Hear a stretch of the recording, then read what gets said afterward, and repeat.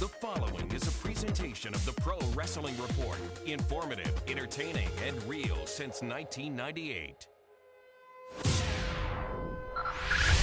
5, 4, 3, 2, 1.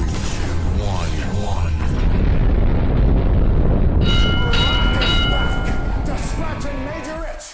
So enjoy your fruity pebbles, you yabba dabba bitch. They killed him! And CM Punk, and I am the voice of the voiceless. Be the man! You gotta beat the man! Woo, woo, woo! You know it. I got okey doke by the Live from the Pro Wrestling Report studios in Milwaukee, Wisconsin. This is Monday Night Meltdown with your hosts, Damian Nelson and David Hero. I'm proud to say we're doing things the Vince McMahon way. That's the bottom line. What? Cause Stone Cold said so. Bringing you all the latest news and views from professional wrestling. Monday Night Meltdown is on the air. Welcome, ladies and gentlemen, to the Pro Wrestling Report Monday Night Meltdown. We're live Monday night, May 14, 2012.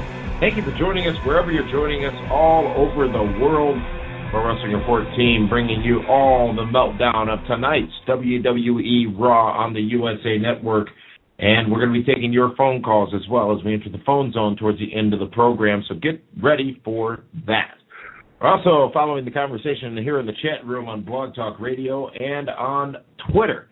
At PWR Show is our name on Twitter, at PWR Show on Twitter, and, of course, on our Facebook page as well, facebook.com/PWR Show, facebook.com/PWR Show. I'm joined here by David Octavius Tiberius, the alleged backyard one-time Hall of Fame, but for sure draft-losing hero.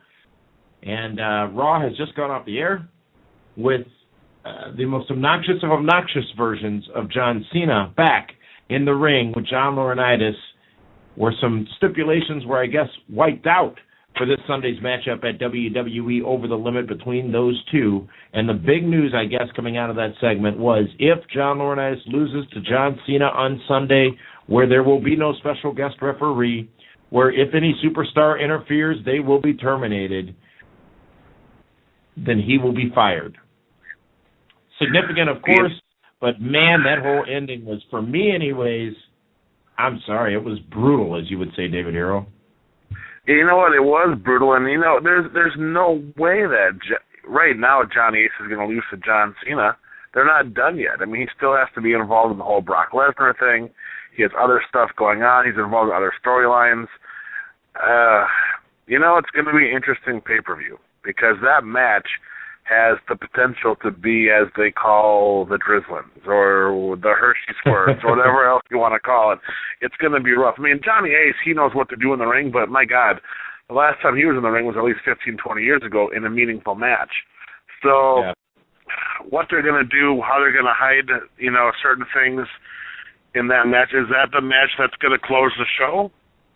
I don't know. It could be interesting. I hope not. But, how else do you close the show on that pay-per-view? Well, David Hero, I think it may have been fairly obvious to some viewers, and some people have said it, and I certainly thought it as well, and I'm sure you did too.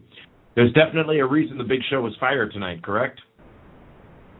Oh, absolutely. Big Show. The Big Show is not an employee of WWE. This could all be a swerve. Big Show could be that man. And you've been talking about the lack of heels in wrestling and the lack of faces, I guess, too. Big Show, a good face right now. But maybe he's best served as a heel. I think that was a blatant showing. Maybe that should have, if that is going to be the case, maybe then Big Show should have been fired last week. But be that as it may, that's the only way I see this somebody getting out of this. Because there should be no way that John Laurinaitis defeats John Cena this Sunday on pay-per-view. Yeah, there is no way, but, the Big Show is an X factor. Talk about building a roster, a faction, a stable. If you have Lord Tensai and Big Show and Brock Lesnar, kind of makes Johnny Ace a little untouchable. It's going to be hard to get through those three guys to get to him. Yeah, very, very true. Over the Limit is this Sunday, of course, coming up this week on the Wednesday edition of Primetime Television. We'll bring you Beat the Booker for Over the Limit. But, wow, I said that going into the pay-per-view last month, Extreme Rules, that it was a waste of Brock Lesnar. Now going into the next pay-per-view, I think that exclamation point is on that, because I'd much rather have some Brock Lesnar to be excited about than the, quite frankly, absolutely nothing I'm excited about coming up this Sunday at Over the Limit. This pay-per-view there's no reason to buy it, in my opinion, at this point. Because, as you said, whether it's the main event or not, it's all centered around not the fatal four-way on SmackDown, but the matchup between John Laurinaitis and John Cena. And maybe something big will happen and come out of it, but there is not enough intrigue unless you're that fan, you're that kid, you're that person who wants to see John Cena come out victorious for the first time in a long time in a major matchup. You're that person who thinks John Laurinaitis is a loser. You're that person who wants to see John Laurinaitis get his butt whooped. Maybe that's going to be enough. I'm sure that the end, wherever it may be, will justify the means, but I can't even think of any reason to buy this pay-per-view on Sunday. And tonight, Raw was supposed to give me those reasons. If anybody buys this pay-per-view to see John Cena and Johnny Ace, better never complain about a TNA pay-per-view again. Seriously, because that match is, I'm sure some people may want to buy it to see what happens, but those are the wrestling fans that have the 4 or 5 kids at home and want to see John Cena win. But my God, I tweeted out earlier, I thought TNA's pay-per-view last night was far better than Raw, and I think it could be better than this Sunday's Over the Limit pay-per-view also. We'll talk about right now. I tell you what, Raw is missing their star power. I mean, Brock Lesnar gone, Triple H, he's out for a little while. CM Punk, as popular as he is with the fans, his match was, it was a solid match. It was a good match, but how early was it in the show? Right. And they really didn't do anything to build up Daniel Bryan Danielson against CM Punk. I think they tried, and I think being surrounded by such a megastar as Cody Rhodes takes a little bit away from any star power that a CM Punk or a Daniel Bryan or a Santino would have. But I think they tried. I mean, they tried to give SmackDown a little bit of love tonight. They tried to give the fatal four-way matchup a little bit of love tonight with obviously the Sheamus and Randy Orton situation. But last week's Raw was average at best. Without Paul Heyman, I think last week's Raw sucked. Tonight's Raw, I'm not going to say it sucked. It started out good. I liked what they were doing with Triple H and Paul Heyman to start. I thought the tag match that followed was very good. But then everything went downhill when Big Show's, crying in the middle of the ring. Seriously, that took the excitement out of the crowd. It's like, holy shit, there's a 7'4", 500-pound monster sobbing in the ring right now.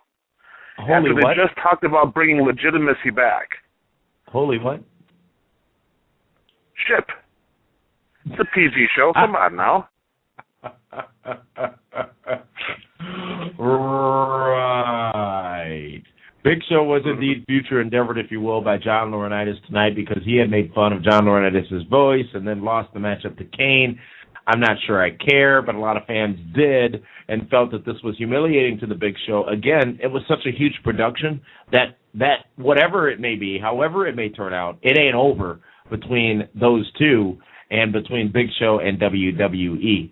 You talk about that opening segment, Triple H coming out, he's confronted by Paul Heyman and an attorney and is served with papers, a $1 million lawsuit, I believe it was, courtesy of Brock Lesnar for breach of contract against Triple H.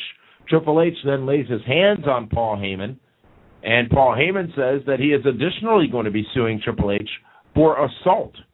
A hot segment to open the program, as you said, David Hero. You got to imagine SummerSlam's taking shape right now with a major matchup between Brock Lesnar and potentially Triple H. But I really like how they're filling in the blanks with Paul Heyman. Now, I didn't get a chance to talk about this last week on the radio broadcast, but Paul Heyman coming back to WWE is pretty substantial.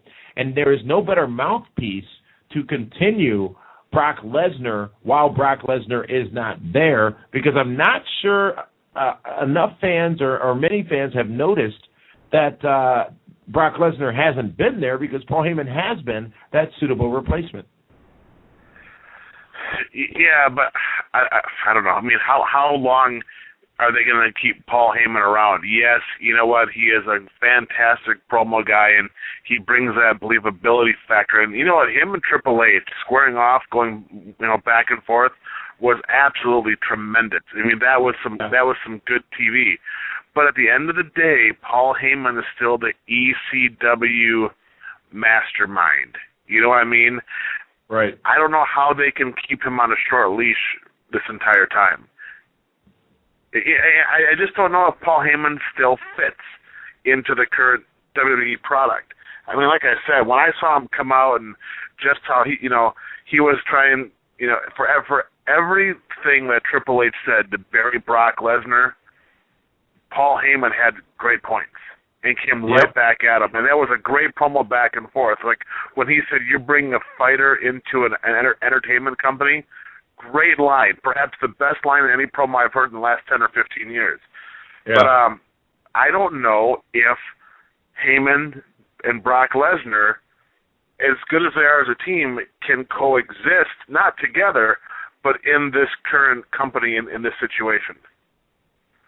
I would, and it's no secret that there have been major stars who have returned to WWE after an absence of 3, 5, 7 years and have publicly stated how differently the environment is in that company.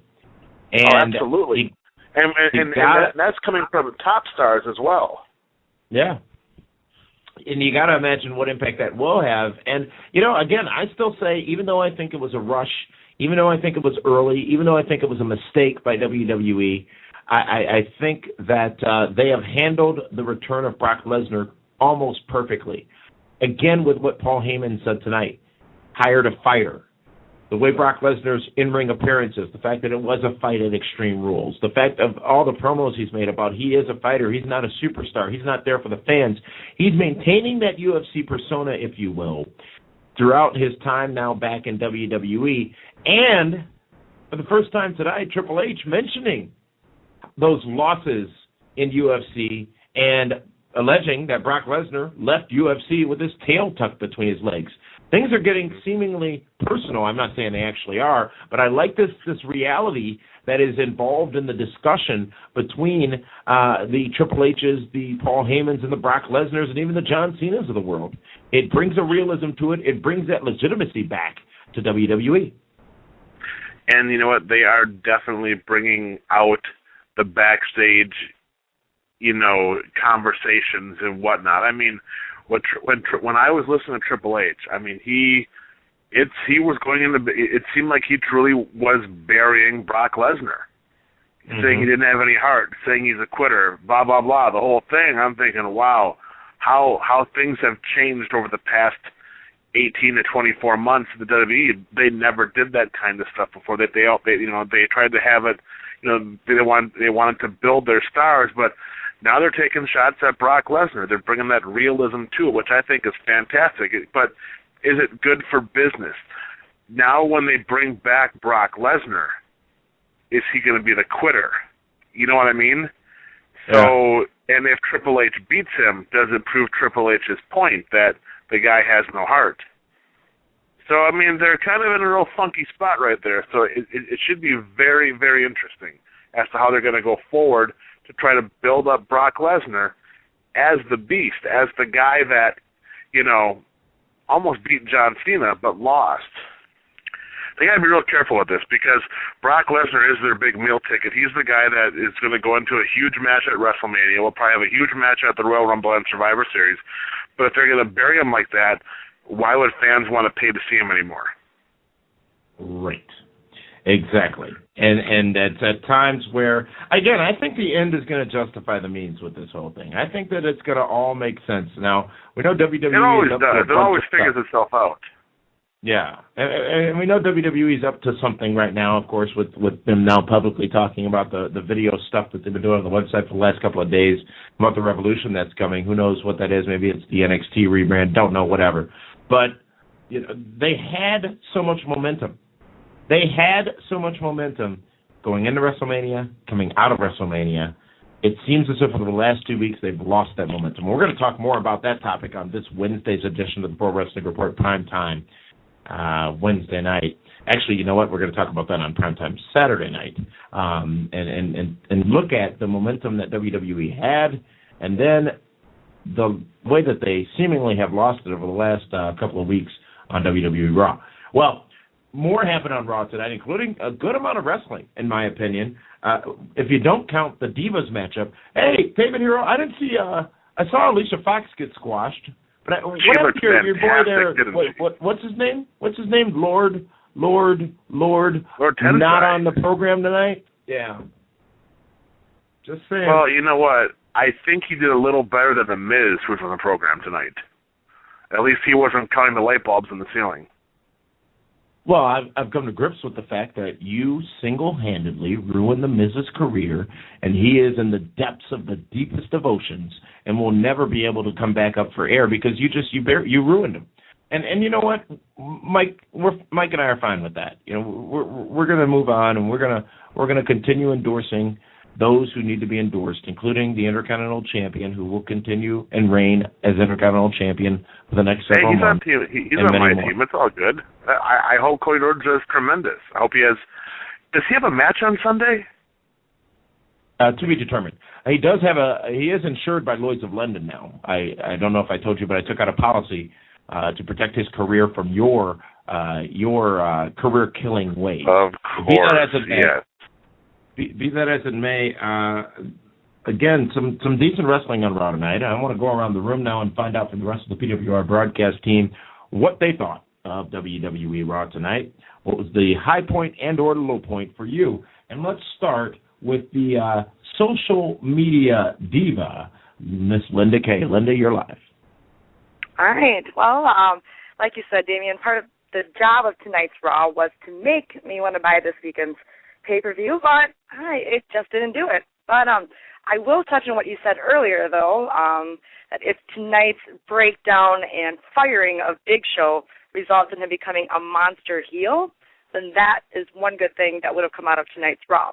And that heel turn, if it happens, would be key if it took place during or even after the Johnny John match at Over the Limit, because there's got to be more to this Laurinaitis Big Show scenario.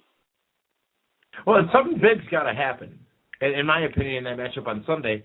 But I don't know if you really do that on the pay-per-view. It doesn't seem to make any sense because, again, I haven't been convinced I need to buy this thing. We'll see what happens. I don't know. Maybe I'm missing something with Over the Limit coming up this Sunday, but it just doesn't seem as if they've done enough to convince me to spend $55, $65, whatever bucks it is for this pay-per-view, especially coming off the heels of a pay-per-view from Ring of Honor this past Saturday and a pay-per-view from TNA this past Sunday. That's a lot of Skrilla to be paying. Let's go now to, thank you so much for that, Linda, and let's go now to Dwayne Williams. Dwayne, your thoughts tonight on WWE Raw. It was mediocre at best. Definitely the low point being the interaction with the Big Show. But ultimately, I think that Laurinaitis is getting over as a heel, but I think that he's starting to wear out his welcome, and I think that people are really getting frustrated with the character.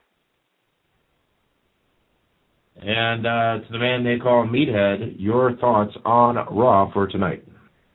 I had a hard time watching it. I got to be completely honest with you. I'm going to echo what everybody else has said. Watching Big Show cry in the ring, I mean, you can't say there's no crying in wrestling because there's crying about every month, crying this or crying that or crying game or whatever you want to have. But it was a struggle to watch. I really got excited thinking Raw was going to be a good show, watching Paulie and Trips, interact, and it just kind of went from there. And the finish, watching John and Big Johnny, oh my God, the show couldn't start fast enough. I couldn't wait for the meltdown, to start because that was painful. Yeah, maybe we've been spoiled. Again, we're going to talk about this on primetime. Raw's been so good, and last 2 weeks it's been so bad, and I don't know if it's spoiled. It's not a knock on the talents.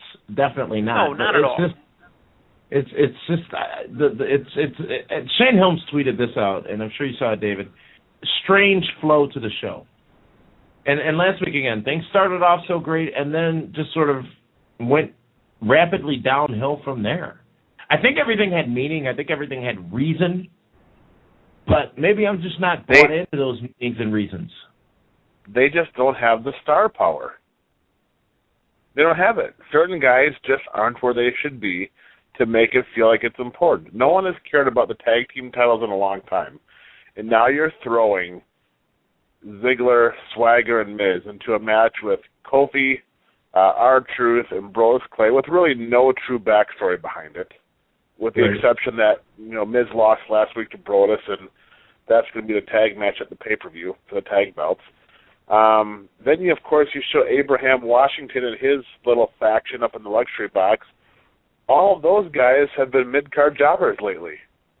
So, okay, why should we believe that they're going to be any different? The tag match with Punk and Cody and Bryan Danielson was great, but then you throw Santino in there, and so for the wrestling purists that wanted to see a fantastic match, well, now you got to toss in a little bit of comedy with Santino, and as good as that match was, if you would have put somebody else in there with Punk besides Santino, that could have been a 5-star match. Because all of those guys are great workers, but Santino has to get his comedy stuff in, which kind of hurts it a little bit. So, I mean, if you think about it, your two big stars opened and closed the show, and that's Triple H and John Cena. And unfortunately, Triple H and John Cena did in-ring promos with two guys that really aren't wrestlers. So if you look at how the show was laid out, there was no way it could have succeeded. Yeah, that's a shame. You know what, though? Every year around this time, things sort of go downhill for WWE. Going into the summer, coming off the WrestleMania high, going into, I guess, almost sort of a real reset mode. But, David, I think your point is valid about just the lack of stars, not necessarily people that are stars, but people that we care enough about to be considered as stars. And John Cena was just painfully obnoxious to me tonight. I'm sorry. That whole loser bit and just not letting Laurinaitis talk, it was like a bad night at the Apollo. It was, yeah. Oh, it hurts. And I wanted to what's going to happen is some of the wrestling fans, now when the guys are doing the in-ring promos, are going to start chanting loser. And then they're going to round out the in-ring promo. So for as funny as John Cena thought it was, it's going to backfire. Just like the what chant and the yes chant, the loser chant can be even far worse than either one of those two. Active discussion going on about tonight's WWE Raw and our comments about it in the chat room here on Blog Talk Radio and also, of course, on Twitter, our Twitter account at PWR Show. One user by the name of @TeddyRugsman1 saying Triple H was definitely burying Lesnar at the beginning. That was interesting. Heyman was great in his response to that, you have to admit, and we did definitely admit that earlier. Same user also saying we have still not had the payoff of Johnny Ace versus CM Punk. Show and Brock are both not employees. One or both could save Johnny on Sunday. Hadn't thought about Brock Lesnar in that scenario. Damien, remember 2 weeks ago on Primetime, I made the comment that Triple H is the guy that can bury Brock Lesnar, and you're like, oh, please. And I mentioned a couple scenarios, and he did it tonight. He was trying to bury Brock Lesnar. And fortunately, and of course it's where the show was written out or whatnot, but fortunately you have someone like Paul Heyman that even though he's given a script to work with, makes it believable. You know what I mean? It's like he caught that, right. He's able to stop that blade from cutting through both of Brock Lesnar's legs by, by rebutting everything that Triple H was saying. Well, that was tonight's WWE Raw. Keep your comments coming. We're going to be taking your phone calls in just a moment. We've got many of you on hold, callers from Alabama, Sheboygan, Wisconsin, Mississippi, Miami, Florida, and all over. We're going to be taking your calls in just a minute. But before we take a break here, David, last night, TNA Sacrifice on pay-per-view being regarded as one of the best TNA pay-per-views in at least the last 12 months, if not longer. Highlights coming out of that, of course, brand new tag team champions, a bit surprising, but what was also surprising, I think, is what many are saying was a match of the year type candidate, and that being the matchup between Austin Aries and Bully Ray. We're going to talk so much more about TNA Sacrifice on this week's episodes of PWR Primetime Television, but if you have not had a chance to see it and did not watch it live last night, I think you owe it to yourself as a wrestling fan to check out TNA Sacrifice, which I'm sure is still available on your pay-per-view providing systems. A great pay-per-view from TNA last night, though, David. Yeah, you know what? I was pleasantly surprised how well it came together. You can tell that the guys are being team players, out there buying into the new direction of TNA with creative and certain people that are now in the front office. Stuff made sense last night. They weren't all over the place. They didn't have to re-explain 75 different angles on one pay-per-view. It had a great flow, and each match meant something, and each match was believable. And yes, Austin Aries and Bully Ray was absolutely fantastic. I mean, Bubba Ray is a great heel, a great ring general. Austin Aries was definitely elevated, to now upper mid-card as far as I'm concerned. I mean, they stole the show. They did a fantastic job. I thought Jeff Hardy seems to be back on track. He looks tremendous. Him and Ken Anderson had a very interesting finish to their match. Bobby Roode and RVD, solid. I mean, there wasn't one match I was rather disappointed in. I mean, everything was solid. Of course, the return of Eric Young, who hasn't been on TV in a couple of weeks, and he had an impressive match. He was on Primetime last week. Well, yeah, he was on Primetime Saturday night, absolutely. But then, of course, he comes back and has a little deal with Crimson, which was rather interesting. But yeah, I mean, you know what? I was very, very proud of the guys in TNA, and that goes from the creative team down to the guys that were in the ring. They all seem to gel. They're all buying in, like I said, to the new regime. And you can just tell there's a different feel to those guys now in the ring. Also, a brand new Ring of Honor champion crowned this past Saturday night on pay-per-view in Kevin Steen. So much to talk about those two major pay-per-view events, including some of the challenges Ring of Honor had with them. Yeah, exactly. Ben, we'll talk about all that on this week's editions of Prime Time. But we're going to take a time out now. And when we come back, we're going to be entering the phone zone and taking your calls. The number that you can call, get in where you fit in, is 877-317-9772. This is the Pro Wrestling Report, Monday Night Meltdown. We'll be back in a moment. Monday Night Meltdown continues after this, live on Blog Talk Radio.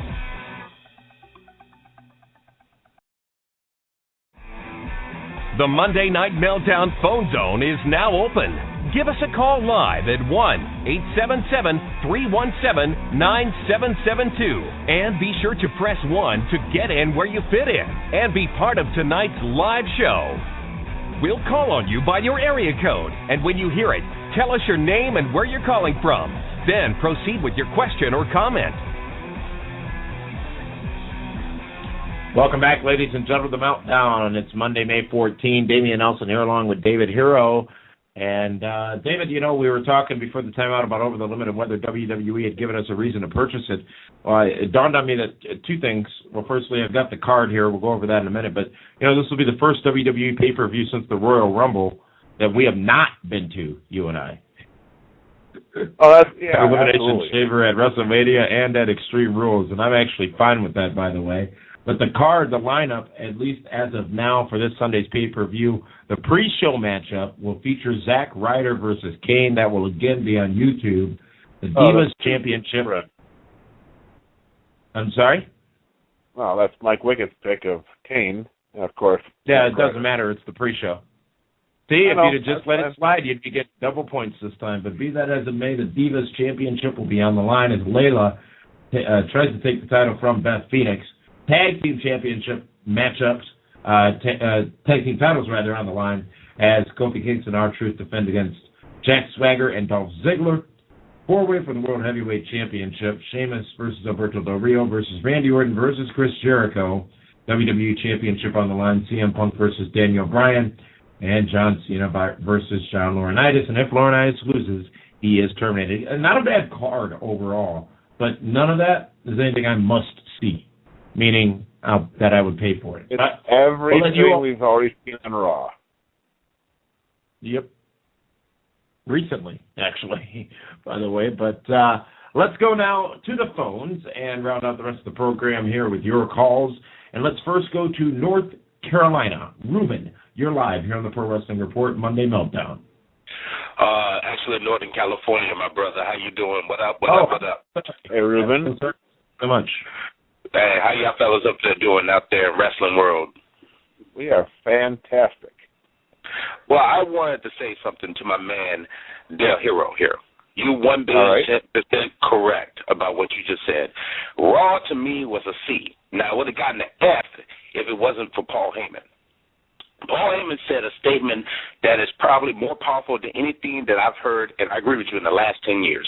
You brought a fighter to an entertainment company. That resonated to me something big, because I thought about what you guys commented on 2 weeks ago when y'all did your primetime shows, which are always awesome, when you talked about what can they do to sustain this. And the problem is that it takes some of these Attitude Era guys like the Big Show, Kane, even Randy Orton, or it takes like a Triple H or a Paul Heyman, Mr. ECW himself, to get you guys to understand how to build and how to deliver on a promo or on a wrestling match or on a show, period. And if you take away all those cats out of the remaining Attitude Era, that means even Chris Jericho, you even take him away, you take away The Undertaker, this is pretty much a very dull company to be around. Now, for the past month, I've been giving the WWE some love ever since, like I said, since the Royal Rumble, all the way up leading to WrestleMania, and even after that with their pay-per-view Extreme Rules, I've been giving them love. And they did it to me again. They got me. They did it to me again. They started to slow down their pace, and they started to make no sense whatsoever. Now, what I'm wanting to know is this, and this is really what it boils down to. Are they really focusing on young stars? Because I remember you saying that they were building young stars, but if they are, where's the Mason Ryans?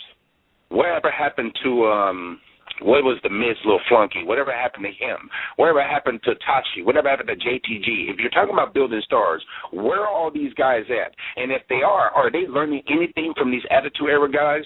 Because Paul Heyman is right.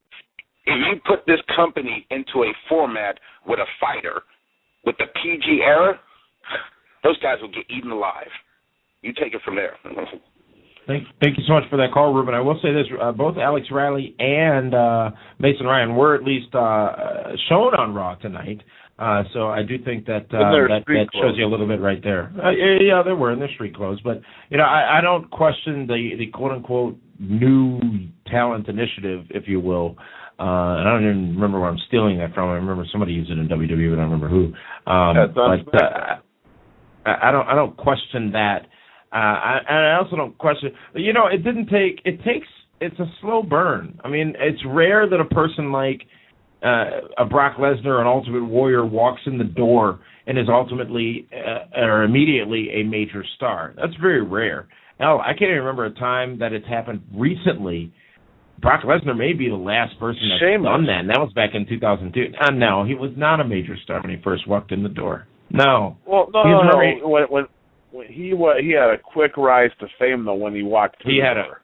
He had a meteoric rise. Yeah, absolutely he did. Absolutely he did. So I'll give you that. It was his move from ECW to Raw that did it, but I'll give you that. But it's so rare that happens. And by the way, look at Sheamus now.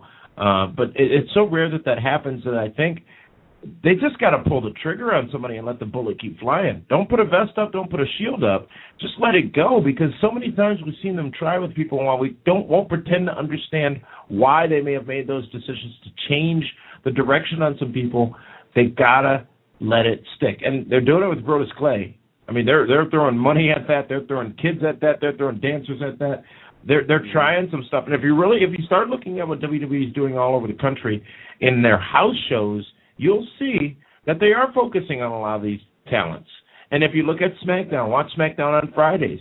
They may not necessarily be quote-unquote Exactly. They may not necessarily be quote unquote young, but they're new and they're new people. And I give WWE credit for at least doing that. But at the same time, I don't think they had a choice. I don't think any choice was left for them but to start going to the well, if you will, the well of new talent coming up through FCW and wherever else. But now, if you sit back and look right now, you can probably name 5 or 6 talents in FCW that might have something worth using in the near future.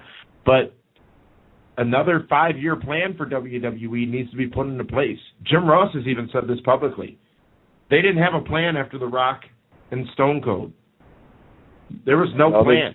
They weren't building stars for the future during that period, and it suffered. The business suffered as a result of that. Who's after John Cena? You didn't need them. I mean, no one thought that you would need to replace Austin and Rock all within a couple of years of each other. Who's after John Cena? Yeah. I mean, Cody Rhodes? Could be. CM Punk? Nope. I mean, that right, Sheamus? Wade Barrett? Possibly. That's your future right there, are by those 4 guys. And then, of course, you can say Tyler Black and the guy on SmackDown, Caesar, what's his new name they got for him? Caesar Romero? Yep. Yeah, I mean, those guys right there are being highly touted. But, I mean, listen, there's only going to be one John Cena, there's only going to be one Austin, only one Rock. It's hard to create stars that are that popular that people can relate to. And, so, I mean, but looking at the current crop, my gosh, it's a whole different breed of wrestler right now. Yeah. You don't have those larger-than-life bodies and superstars and personalities. Let's go back to the phones, and let's go to a first-time caller from Boston, Massachusetts. Keith, you're live here on the Pro Wrestling Report Monday Meltdown. Hey, guys. How you doing? Good, tremendous. Can you hear me all right? Absolutely. Oh, cool. Okay, first-time call. All right, listen, I got a few things on my mind, so you just give me a couple of minutes. I've been listening to the show a while. I've been watching wrestling literally since, right when Backlund was the champion. When I YouTube, that's all the stuff I watch because I think wrestling today absolutely sucks. I think the problem with the WWE is that going back to the days where they would insult your intelligence. A quick story, I can remember Barry Windham and Rotundo were the champions. Windham came back a few years later as the Widowmaker, and everyone's like, oh, who's this Widowmaker? Where did this guy come from? And it's like, he just wrestled for your company 3 years ago under Barry Windham. My point being, first of all, they got to get rid of that logo because the Attitude Era is long gone. Change the freaking logo because that's annoying me as well. I agree with you totally on the Cena thing tonight. He was so awful at the end of that show. Like it was aggravating. Like Vicky Guerrero is an aggravating figure, but I like watching it because she entertains me. Cena makes me want to change the channel because he's so bad. Like that whole back. I'm sorry. Oh no, go ahead. Oh yeah, no, that was just so bad with Cena there. And the thing that kills me when I said they insult your intelligence, Cena loses to The Rock, a guy who hasn't been around for 8 years. Then he beats Brock Lesnar at Extreme Rules. So it wasn't even a wrestling match. It was like an Extreme Rules match. So Lesnar pretty much should have murdered him. And then he loses to Lord Tensai, who, by the way, is awful too. Like this guy, he's so slow in the ring. He's not believable to me. He does nothing for me. And this is what Lord it's been like. Tensai didn't beat him clean, though, either. I mean, there was other shenanigans outside the ring. Right, but the Lesnar match wasn't necessarily, it would have been a clean match because it was all those funny, the no rules pretty much.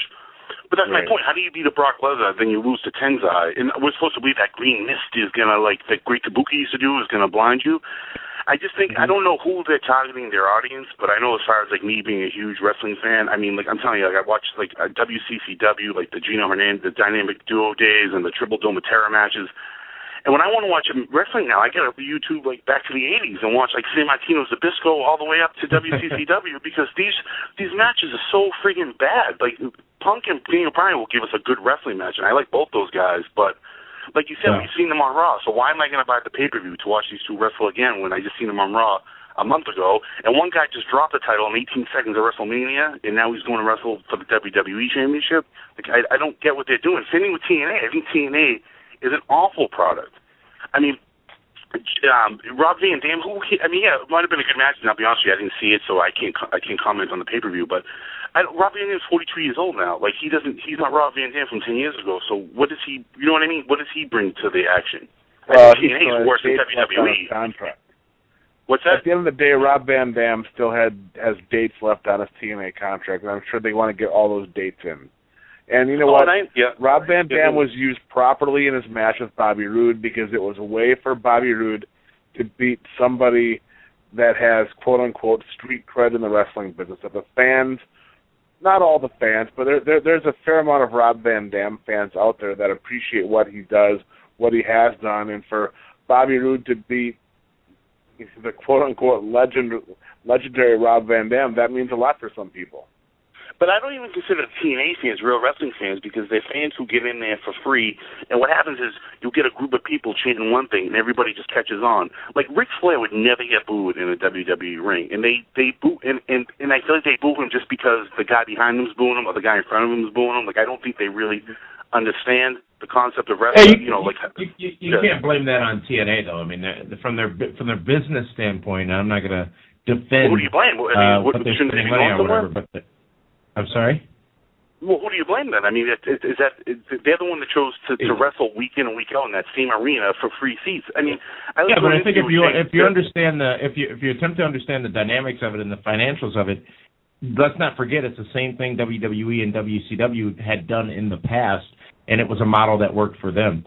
TNA's locked into a deal where they're paying. I'm sorry. No, it was for one show, correct. And the business. This is their main show. This is how they promote their paper. That's why they only get 9,000 buys because this is week in and week out. They do this. WCW, that was just one of their many shows that they had that they did in that type of atmosphere. Exactly right. But in the 80s, all shows for the most part were taped in TV studios, and it worked perfectly fine. I'm not defending it. But we're in 2012 now. We're not in the 80s anymore. We're not doing once a week in syndication. You're trying to make a product and make money, and you're putting on a poor show week in and week out. And their primary guys, that pay-per-view last night, 3 of the 4 guys were all WWE guys. I'm making the point that you could spend $23,000 or so every time you tape at Universal, or you could spend hundreds of thousands of dollars to take it on the road. It's money they don't have. So the way it's not their fault is they're in a situation where the fans are coming from the theme park and they can't control that. It's just the situation they're in, which is why I don't think you can blame them for the fans that they draw to those venues, because you see when they go on the road, the fans are tremendous. So it's not the company's fault. It's the company's it's tremendous because it's only once in a while, though. It's like anything else. If it's only coming through once in a while, like growing up in Boston, once a month they came to the Boston Garden, and they even on Nesson would film the show and put it on Nesson once a month. That's why they're so big. I guarantee you, if they did this over and over, people wouldn't keep showing up. I mean, as great as Bobby Roode might be, like, I mean, you know what I mean? It's the same thing with the WWE, for that matter. I mean, I think both shows are awful. I mean, in my opinion, I think wrestling is the worst it's ever been. I thought it was better in the early 90s when they were doing all those stupid gimmicks like T.L. Hopper and those guys than it is now, based on Did you watch WrestleMania? What they have. I did. Did you watch WrestleMania? What did you think of WrestleMania? I thought Rock and Cena was great. I think Rock the overall show. Overall show, I didn't think it was WrestleMania caliber. I can think of other WrestleManias from top to bottom that I thought were better. I mean, I think they had a couple, Is this the first person that you've heard say that this WrestleMania overall was not WrestleMania-ish, if you will? Very well could be. You know, I mean, but I guess if you watch it, you know, for us, we were there. I'm talking live. I'm talking in person, whatever. And you know what? And thank you for that call, Keith. And I think you made some great points. But most importantly, those fans are out there. The fans like Keith who are so disenfranchised by what wrestling has done to them. And if you didn't see Sacrifice last night, I think you deserve it to yourself to do that. A couple of weeks ago, what was it, 3 or 4 weeks ago, David Hero, we did the TNA Challenge. We gave people, said, try TNA, give TNA another chance. And a lot of our listeners and viewers did that. And a lot of them were convinced to purchase Sacrifice last night on pay-per-view. And a lot of them said it was one of the best wrestling pay-per-views they've seen in a very long time. It is not a matter of, in my opinion, whether TNA is better than WWE or whether Ring of Honor is better than TNA. They all have an obligation to deliver an overall entertaining product to the fans. There are some fans who feel they don't. There are, however, many more fans, millions of them, who feel they do. One thing you can't argue with are the numbers. TNA did a pretty good upswing in their ratings last Thursday night. WWE Raw took a pretty substantial step back in their ratings last Monday night. And again, not comparing the two companies, just saying it ebbs and flows based off of what that instant gratification can be from the company for the fans that they get a quick pop out of. We talk about these legends coming back. We talk about the Brock Lesnar's returning, the Rock's returning, TNA using Hogan's and Flairs and things of that nature, and potentially Sting again coming soon. That's done because that's what you all want as fans. You don't want to tune in and see the same thing week in and week out. You should. Not blaming it on you. I'm saying the company should give you a character to believe in, but it's a two-way street. It was so easy to put a Hulk Hogan out there and have the world love him. It was so easy to put a Stone Cold Steve Austin, a Rock out there and have the world love them at the time that they were there. What I think is lost at times in today's wrestling world is, in today's entertainment world actually, is just how dramatically the entertainment field has changed. Television has changed. Internet has changed. The entertainment realm has changed. The Internet has ruined television. The Internet ruined professional wrestling, in my opinion. Now, it certainly helped us because we wouldn't have a forum to do this show with. But you know, it's I don't want to take this down a road it shouldn't be taken in. But a lot of today's wrestling fans who were yesterday's wrestling fans do have a reason to be disenfranchised, do have a reason to be disappointed with the product. But, you know, I question that right now because there was so much more of a buzz surrounding the business from, I would say, the Royal Rumble all the way through Extreme Rules. There was a lot going on. And you had all those stars and everybody loved that. That was because of The Rock and Brock Lesnar. That's why there was buzz.